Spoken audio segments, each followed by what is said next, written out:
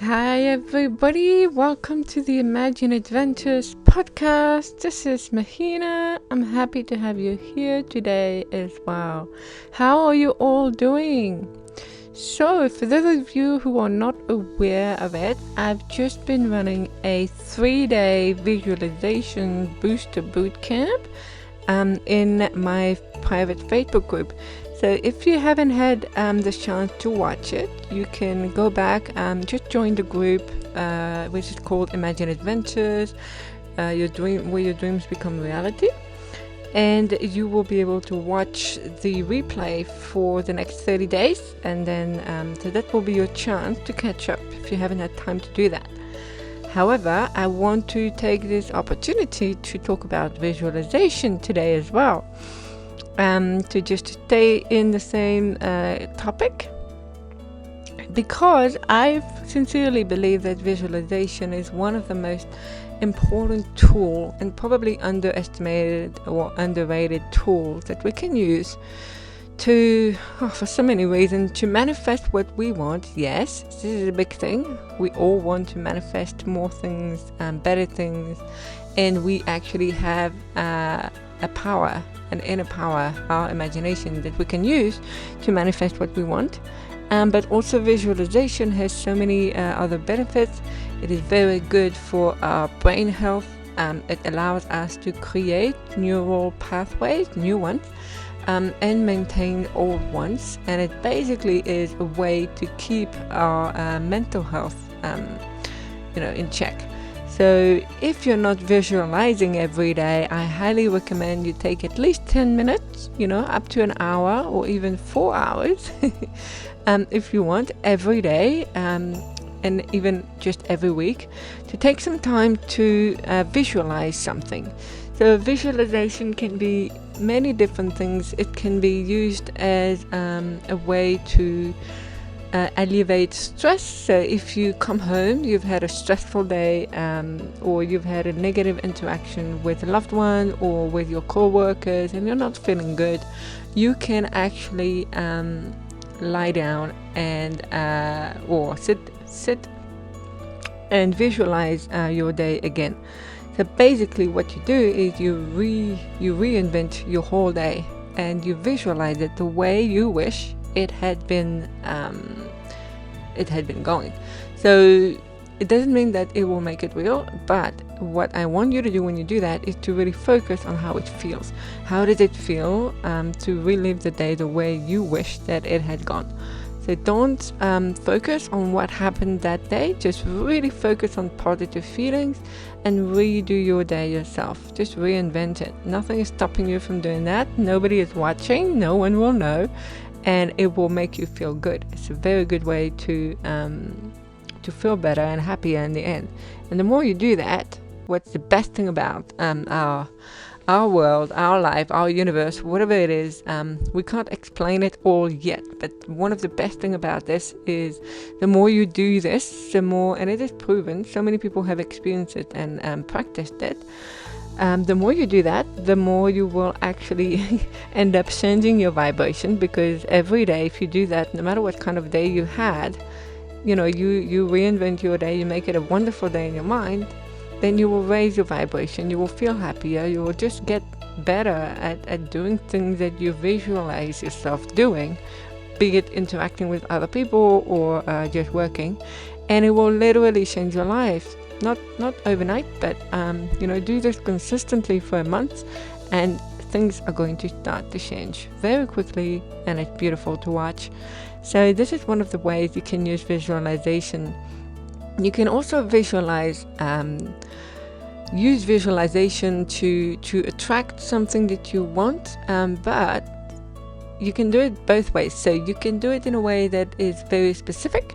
So let's say you want a specific type of car, or you want a house that you've seen on the market, and you want that house, no other houses. You can even see the image of an actor, and you want to have the same kind of person dating you. So you can have a very specific thing in mind and visualize yourself living in that house, be very specific about it, or you can visualize that exact person sitting next to you or doing things together, or you can, on the contrary, what I highly recommend you do actually is be specific enough for the universe to understand what you want, but vague enough so that it leaves room for the universe to surprise you.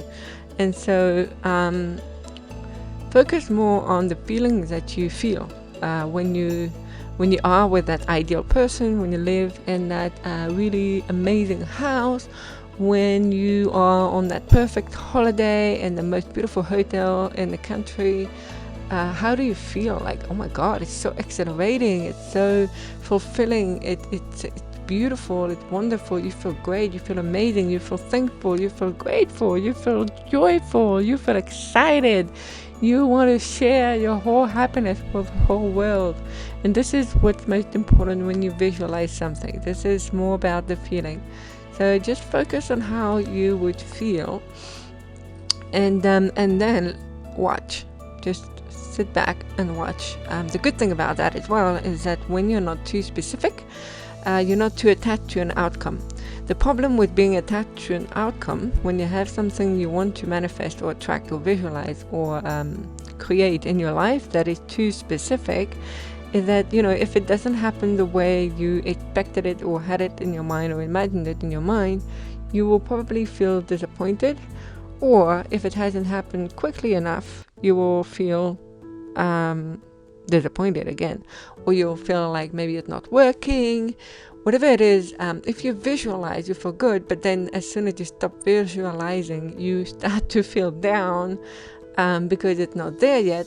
What you're doing is basically sending a mixed message to the universe, because when you visualize, you're feeling good about something, so the universe wants to send you more things to feel good about.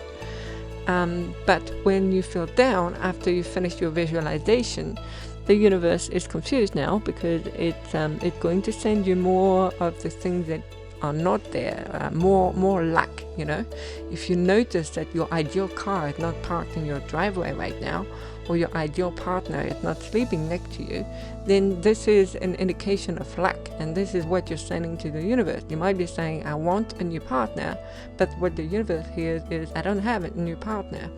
So be very aware of this. I keep saying that imagination, to me, is the gateway to our desires. It is almost like a portal or a doorway, and visualization is one of the keys that we can use to open that doorways to get to our desires, to get to where we want to be, and to attract what we want in our lives. And another way to put it actually is another thing that I really believe is that imagination is mixing imagination with our intuition actually. But it is a language of the universe. There's a reason why we can imagine all sorts of things, and I really believe that anything we imagine, we can create, anything at all. It might take some time, but look at what we have imagined and created already. Anything we can imagine, we can create. I really believe that. But also, it is a language of the universe speaking to us through our imagination, and we can speak to it through our imagination as well. And so visualization is basically like the language or the alphabet that we are using to communicate to the universe or the field or God or whatever. The same way that you use different words to make up a sentence, and then you put having a language, you infuse that sentence with meaning, and then you can communicate with someone who speaks the same language. When we visualize one scene after another, one image after another, and we put that together so it creates some kind of a movie in our mind, and then we infuse that scene, that movie, that visualization with very strong positive feelings, such as feeling so grateful or feeling so in love or joyful, then we communicate with the universe as well. We send a very clear signal to the field, to the universe, to God, and so we communicate with it in a way. And we're not still quite clear how this all works, but I think everyone can tell that intuitively we have an idea that something much bigger than us, something bigger than all of us is happening out there. Manifestations, the law of attraction has worked for so many people. This is not just new age belief. It has worked for so many people. It has worked for me. It keeps working for me. So there is something very tangible here, and now it's being proven by quantum physics. And I personally believe that this is where psychology scientists or the science and spirituality meet. So there is something very real and very tangible here. So, using visualization to live a better life, basically, is definitely something that anyone can do. Visualization can be used at any time of the day. It can be done anywhere and by anyone. It is not nothing. It is not inaccessible. It is accessible to everyone. You don't need to be a visual person to visualize, by the way. The word is actually quite misleading.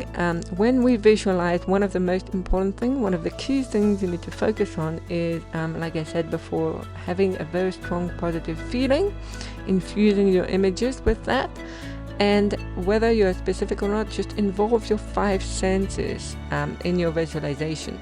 So, imagine or visualize what something feels like, tastes like, smells like, the wind hot or cold, does it taste good, does it taste sweet, what sound are you hearing, does it sound good, and all that. So this is very, very important as well, and it will make your visualization exercise a lot more efficient. One thing that I reveal in my 3-day visualization booster bootcamp is the best time to visualize.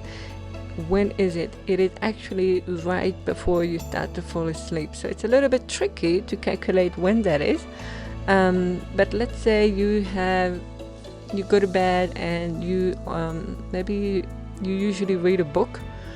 When you start to feel that you are getting a little bit drowsy, stop reading your book, and rather than doing that, just begin to imagine. What I would say is focus on one image or one little scene that is always the same one, and just focus on that one and infuse it with warm, happy, positive feelings, whatever it is you want to imagine. When I work with my client, I tell them to imagine themselves clutching their book to their chest. I help people write and publish their first book in 90 days. So, imagine what it feels like to have your book published, and, just clutching it and feeling so happy about having it. Doesn't matter what the cover looks like. You don't need to be very specific. Just focus on the feeling. Somebody who really wants to have a baby, focus on the positive feeling. Do not focus on the fact you don't have the baby. You wanna have an ideal partner. Focus on how it feels to be in the arms of somebody who cares about you. It doesn't matter what the person looks like. Just focus on the feeling. You want to live in your ideal home. Let's say the house, is in the forest. You have the window open and you can hear the bird and you can hear the animals, or you can smell the forest. Focus on that. So be kind of vague enough and specific enough. You know what I mean? And do that right before sleep, because this is when your brain enter a theta state, and this is when it's a very interesting thing that's happening at that moment, because it's when your subconscious brain basically receives commands and obeys commands more easily. So let's remember that 90% of what we do during the day is it's actually subconsciously driven or automatic, and consciously speaking, when we are conscious, we can't really talk to our subconscious brain. It's it's something that neuroscientists are working on. But one thing we can do is when we enter meditation, when we do meditation or just before sleep, we enter what we call a theta state, and this is very deep state where your subconscious brain is more receptive to what you're feeling and thinking, and the more you do it, if you do it on a consistent basis, so every day, it will literally reprogram your brain to look for evidence of things that you want to manifest, to look for opportunities, and just deep down make you feel happier, because your brain will start to believe that it's all real, it's all happening to you. Like I said in the boot camp as well, the brain doesn't differentiate between what's real and what's not. So it's very important to it's actually a very important thing to remember, because you can visualize whatever you want, and the brain doesn't know if it's real or not. So this is beautiful. It had been proven in people who cannot move, who have paralysis, for example. They can't move, they can't exercise, and yet when they visualize themselves exercising, their muscle density increases. Okay, so it's not the same as actually exercising, but it's pretty similar. There was another study done at the University of Chicago with basketball players, and there were 3 groups. So one group was told to practice free throw, another group was told to visualize that they would practice the free throws, and a third group was told to do nothing, just for 1 hour every day for 30 days. And at the end of the 30 days, they tested everybody, and it was proven that the people who actually practiced the free throw would have improved by 24%, which was pretty good, with training. But the group who didn't do anything, there was no improvement whatsoever. And the group that just visualized that result, visualized themselves doing or practicing the free throw, improved by 23%.